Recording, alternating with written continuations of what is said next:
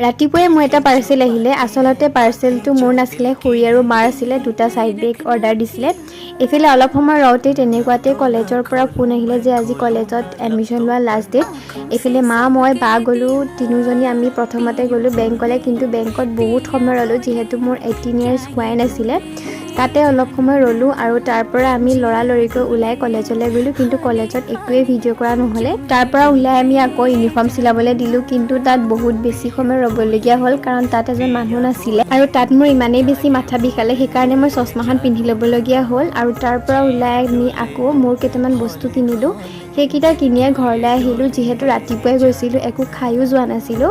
আৰু গধূলি যেহেতু পাইছোহি সেইকাৰণে ভাতো খাবলৈ মন নগলে ভাবিলো যে মেগীকে আনো